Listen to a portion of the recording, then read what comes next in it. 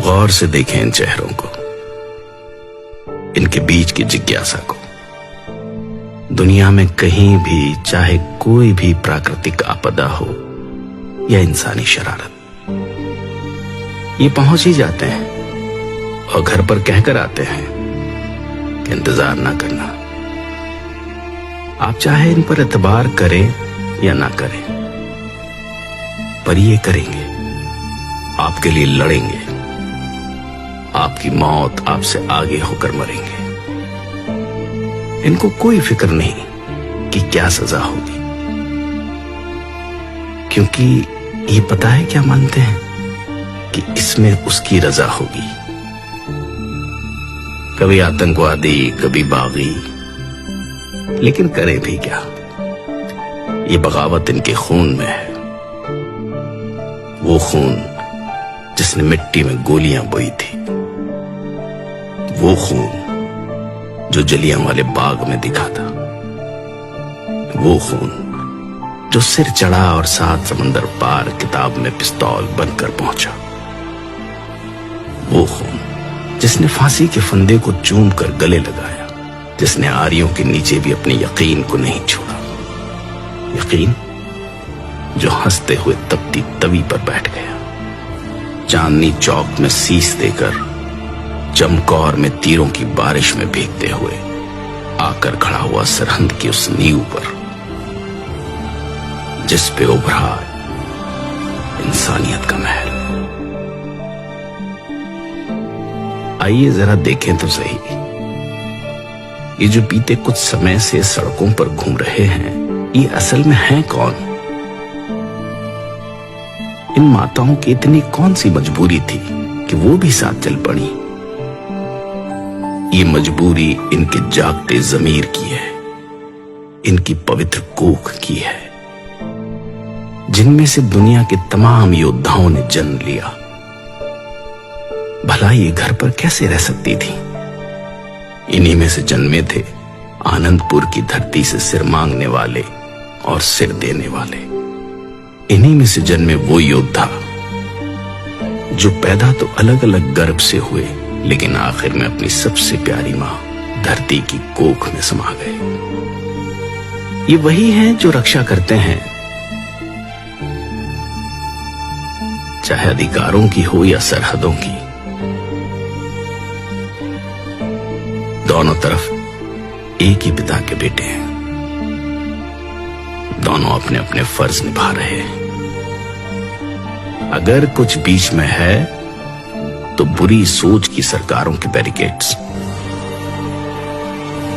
इनका इतिहास पढ़ने पर पता चलता है कि पहली बार बागी नहीं हुए। जब जब हक और सच के लिए आवाज उठाने की जरूरत पड़ी, ये सब अपनी अपनी जगह आगे आकर लड़े हैं।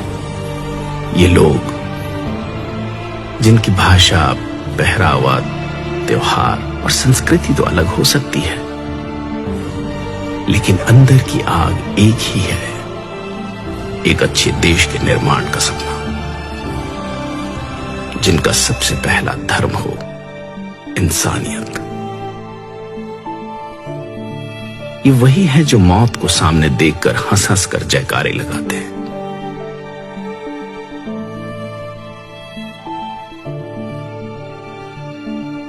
गोरे तो इस देश से चले गए, लेकिन अपनी सोच इन कुर्सियों के आसपास ही कहीं छोड़ गए।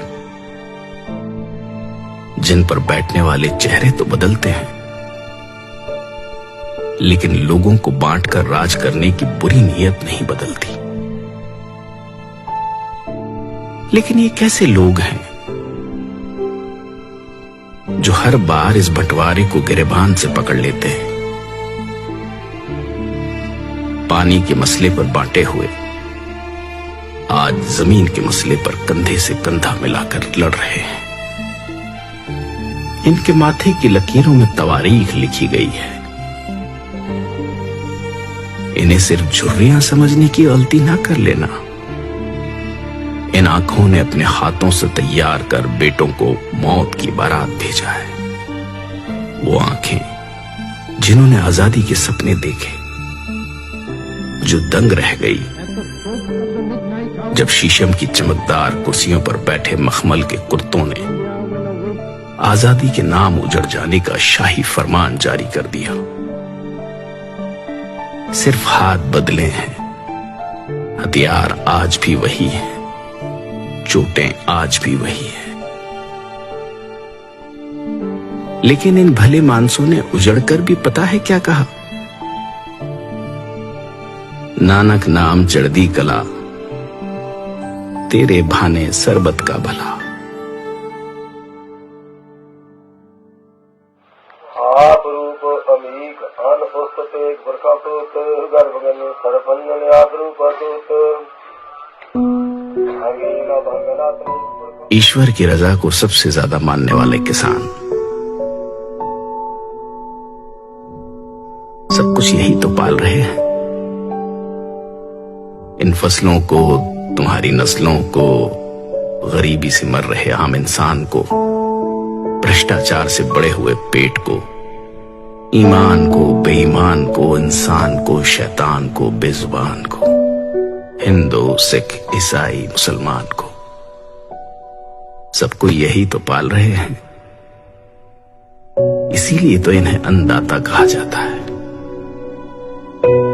लेकिन अफसोस, आज जब यह अन्नदाता अपने वजूद के लिए सर्द रातों में घर परिवार छोड़कर सड़कों पर उतरा, तो ऊंची छतों वाले कमरों में हीटर ऑन कर गर्म रजाई में बैठकर लोग इनको आतंकवादी कह रहे हैं।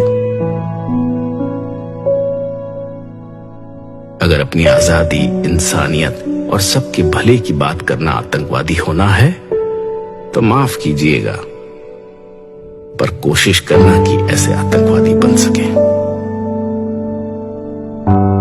जो मारते हैं दिलों की नफरत को, ऊंच नीच के फर्क को, गरीब और अमीर के बीच के फासले को। और हां, मरने से याद आया, मौत केवल शरीरों की ही नहीं होती। शीशे के सामने खड़े होकर आंखों में आंखें डालकर देखिएगा, कहीं अंदर कुछ मरा तो नहीं हुआ।